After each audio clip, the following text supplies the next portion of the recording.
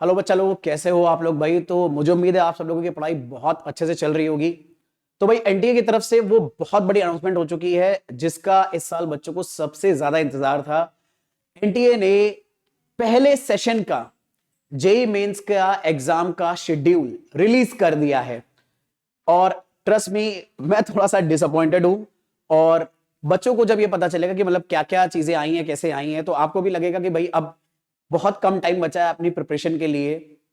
तो positive note पर मैं ये कहूंगा कि अपनी प्रिपरेशन को और ज्यादा हमें पेसअप करने की जरूरत होगी, ताकि हम फर्स्ट अटेम्प्ट में हमने जो अपने लिए सोचा था कि इतना अचीव करना है उतना तो अचीव कर ही पाए। तो अनाउंसमेंट क्या है, तो ये एनटीए की ऑफिशियल वेबसाइट है, ठीक है। इस पे ऑलरेडी आ चुका है कि ऑनलाइन एप्लीकेशन फॉर्म्स जेई 2023 के लिए आ चुके हैं। और ये सेशन जनवरी में होने वाला है। सबसे बुरी बात है कि अभी हमें पता चला ये सेशन जनवरी में है, अगले मंथ ही ये सेशन है। तो इसकी सारी डिटेल्स यहां पर ऑलरेडी दी हुई है। एनटी ने क्या क्या बताया है, जैसे वही वाली कहानी है पुरानी कि दरअसल में जो एप्लीकेशन फॉर्म है वो 15 दिसंबर से दरअसल में ऑनलाइन हो जाएंगे, जहां पर आप भर सकते हो। 15 दिसंबर बेसिकली में आज ही की डेट है, ठीक है। रात को मतलब 15 दिसंबर को, मतलब आज से ऑन हो गए, 12 जनवरी तक आप इन फॉर्म्स को फिल कर सकते हो। 12 जनवरी ऑलमोस्ट एक पूरे मंथ की आपको विंडो दी गई है। और यूजली वैसे क्या होता था कि जब कभी भी एग्जाम होता था यूजली, तो एटलीस्ट 2 महीने पहले के हमें अनाउंस कर दिया जाता था। हमारे पास अच्छा खासा टाइम रहता था। तो उसी पैटर्न को ऑब्जर्व करके बहुत सारे टीचर्स, बहुत सारे लोगों का यही मानना था कि जनवरी में हो सकता है इस बार अटेम्प्ट ना हो पाए, जैसे फरवरी में पहले होता था प्री कोविड टाइम पर। तो हमें लगा था कि हाँ भाई हो सकता है फरवरी में ही हो, लेकिन भाई जनवरी आ गई डेट, तो अब क्या कर सकते हैं, जनवरी के लिए हमें प्रिपेयर करना होगा। आप एप्लीकेशन फॉर्म फिल कर सकते हो 12 जनवरी तक। आपको एक फीस भी पे करनी होती है, तो फीस आपके अलग अलग तरीकों से जो आप पे कर सकते हो, आप नेट बैंकिंग के थ्रू कर सकते हो, क्रेडिट डेबिट कार्ड से या यूपीआई से कर सकते हो। वो 12 जनवरी को रात को आप लगभग 11:50 तक कर सकते हो। फॉर्म फिलिंग 9 बजे तक अवेलेबल है, रात को 12 बजे तक, 12 जनवरी जो आपका 2023 में आ जाएगा। अब जो अनाउंसमेंट है सिटी ऑफ एग्जाम की कि आपका एग्जाम किस सिटी में कंडक्ट होगा, वो सेकेंड वीक ऑफ जनवरी तक अनाउंस हो जाएगा। एडमिट कार्ड्स एनटीए की वेबसाइट से आपको लगभग थर्ड वीक में मिल जाएंगे। और भाई elephant in the room, exam किस डेट्स पर अवेलेबल है, किस डेट्स पर होने वाले हैं। तो एग्जाम की डेट्स आपको 24 जनवरी, 25, 27, 28, 29, 30, 31 दे रखे हैं। ऑलमोस्ट पूरा वीक हम लोगों ने ये यूज करा है 24 से लेकर 31 तक। अब आपका जो सेंटर होगा, जो एग्जाम डेट होगी इनमें से वो कौन सी होगी, ये दरअसल में आपके एडमिट कार्ड पर होगा। किसी इनमें से एक दिन पर होगा फॉर श्योर, 25, 20 किसी एक ही दिन पर होगा। और हर दिन में एक्चुअल में 2 शिफ्ट होंगी, हर दिन में 2 शिफ्ट होने वाली है। तो उनमें से किसी एक शिफ्ट में आपका एग्जाम होगा। जैसे आप सबको पता होगा जेईई मेन का एग्जाम आपको एक ही शिफ्ट में देना होगा, कोई पर्टिकुलर मैथ फिजिक्स केमिस्ट्री तीनों आएंगे। और साथ ही साथ जो आप एग्जाम देकर आ जाओगे उसका जो रिकॉर्डेड रिस्पॉन्स है और जो आंसर कीज है वो आपको थोड़ा बाद में अनाउंस कर दी जाएंगी। और मोस्टली क्या होता है, ये आपके ऑफिशियल ईमेल आईडी पर जो आपने वहां पर फिल करी है फॉर्म के टाइम पर, उस पर भी आ जाती है। जिस वेबसाइट के थ्रू आप सारे प्रोसीजर को फॉलो करोगे वो एनटीए और जेईई मेन की वेबसाइट है। अब देखो छोटी मोटी बातें, बाकी आपको पता है कि एनटीए का एग्जाम है वो डिफरेंट डिफरेंट लैंग्वेजेस में होता है, इंग्लिश, हिंदी और ऑलमोस्ट 13 लैंग्वेजेस के अंदर होता है। और इसका जो भी सिलेबस है वो दरअसल में आपको बताया गया है कि अगर आप पेपर ढूंढना चाहते, पेपर्स पुराने देखना चाहते हो, स्कीम देखना चाहते हो और एलिजिबिलिटी वगैरह फाइंड आउट करना चाहते हो, तो जेईई की ऑफिशियल वेबसाइट जो है, ठीक है, ये आपको लिंक दे रखा है, यहाँ से आप जा सकते हो। ऑलरेडी आप ब्राउजर में अपने जेईई मेंस एनटीए टाइप करोगे तो इस वेबसाइट पर जाओगे, जितनी भी इंफॉर्मेशन चाहिए वो यहाँ के अलग अलग सेक्शंस में आपको मिल जाएगी। इंपॉर्टेंट बात जो एक और है वो ये कि इस बार एक छोटा सा चेंज हुआ है इस पूरे शेड्यूल में। यूजली पहले क्या होता था, जो 2 शिफ्ट हुआ करती थी, शिफ्ट 1 एंड शिफ्ट 2। शिफ्ट 1 तो 9 से 12 पहले भी होता था, अभी भी है। शिफ्ट 2 पहले 2 से 5 होता था, अब की बार वो 3 से 6 हो गया, मतलब 3 पीएम से 6 पीएम तक रहेगा।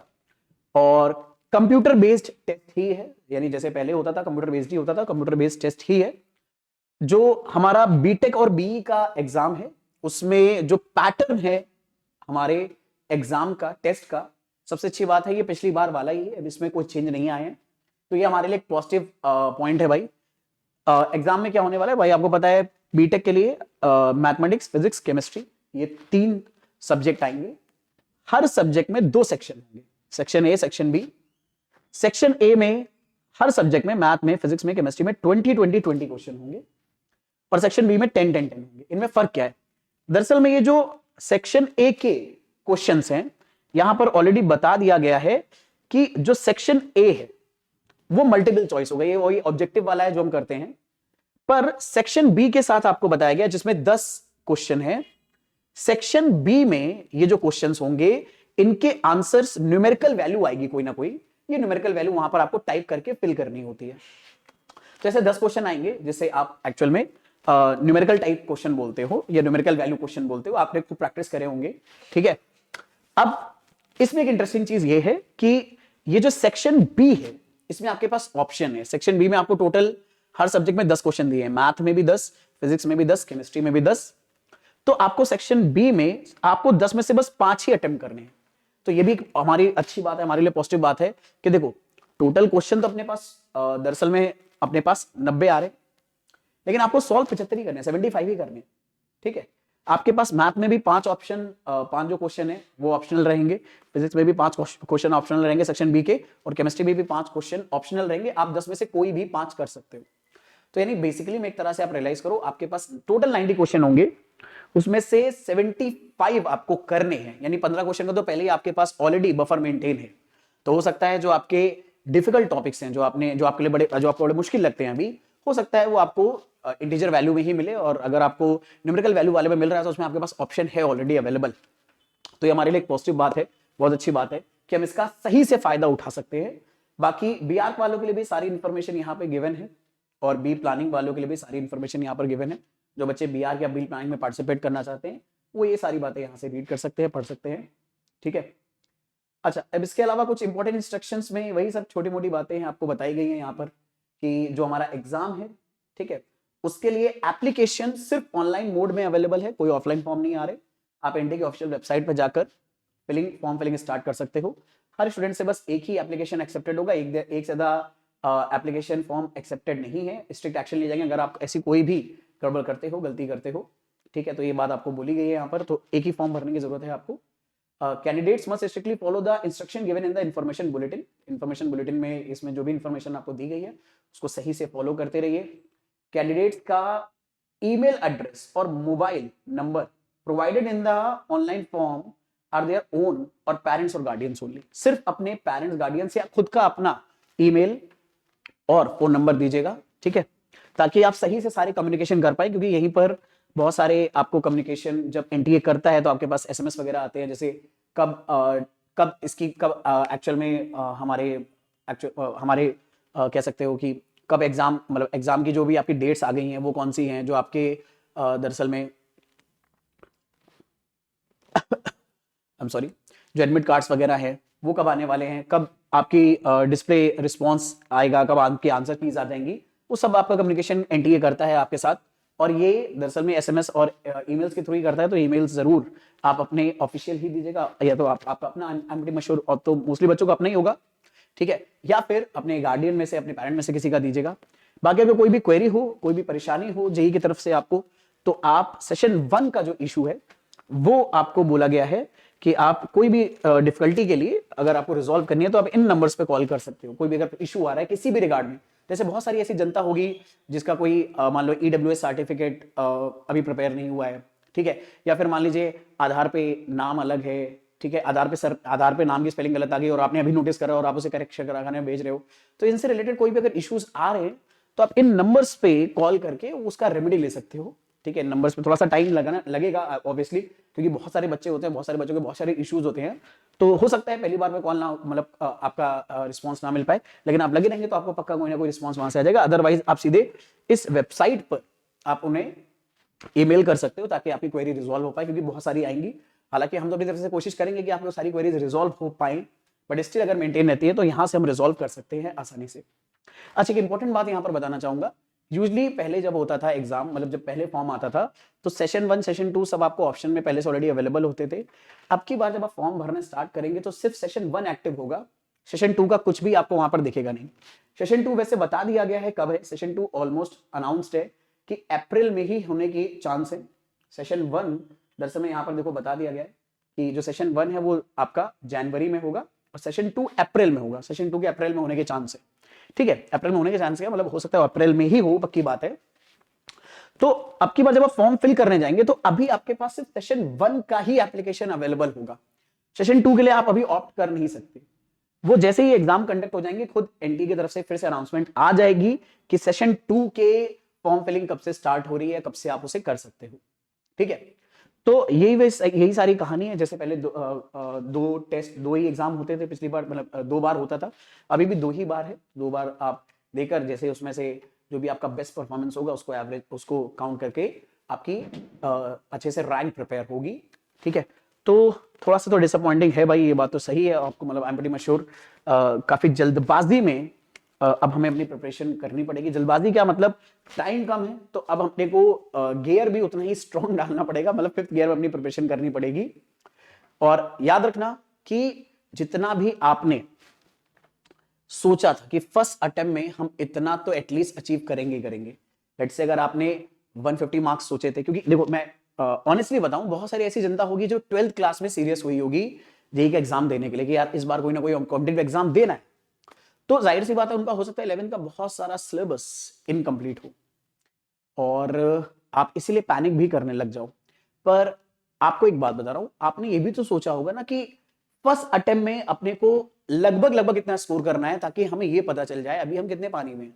तो लेट्स से अगर आपने वो स्कोर 120 सोचा था, 130, 150, 180, तो आप उसी डायरेक्शन में काम करना स्टार्ट करो।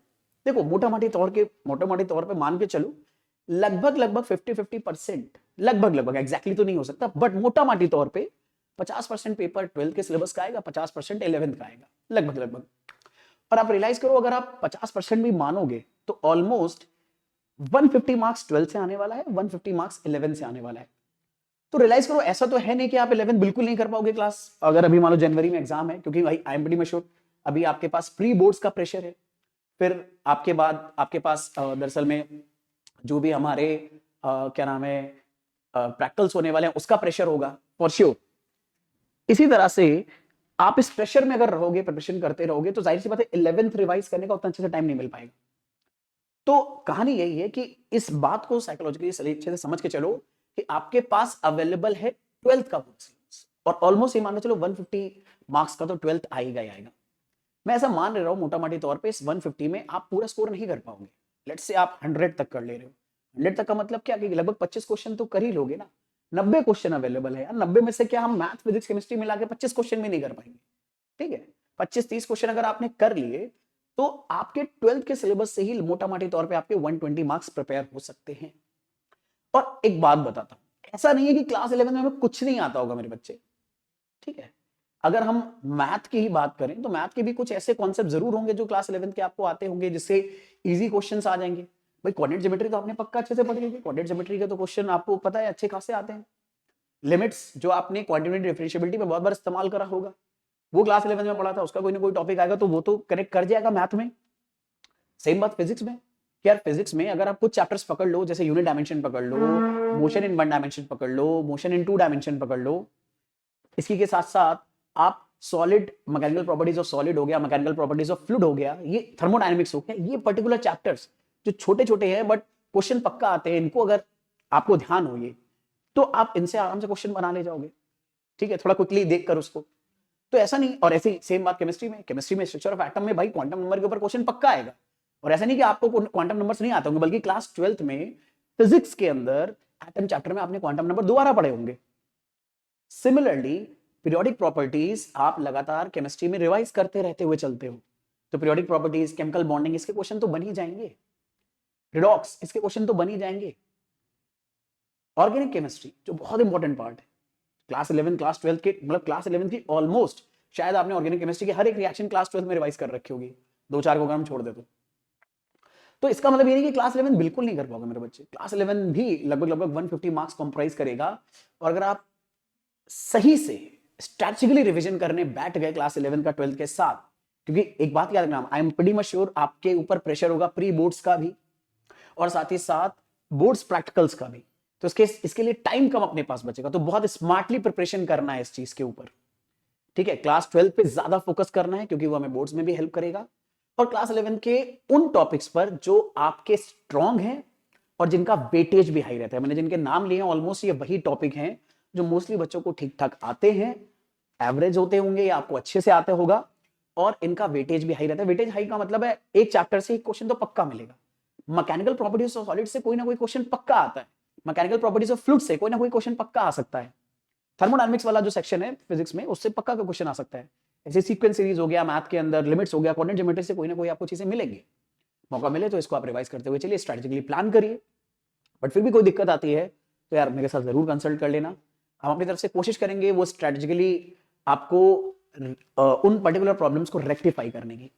ठीक है, अब देखो ये हुआ हमारे सामने आ चुका है, तो हमें इसके साथ अब कुछ अभी कर नहीं सकते। देखते हैं कि क्या होता है, कि अगर कोई मतलब बाद में अगर कोई इशू बढ़ता है, हो सकता है इसकी डेट्स वगैरह चेंज हो। ठीक है, बट अभी के लिए हम लोग मान के चलेंगे कि डेट्स यही हैं, और इन्हीं डेट्स पर अपने को प्रिपरेशन करनी है। इन्हीं डेट्स के लिए अपने को प्रिपरेशन करना अब स्टार्ट कर देना, अच्छे से रिवीजन करना स्टार्ट कर दीजिए।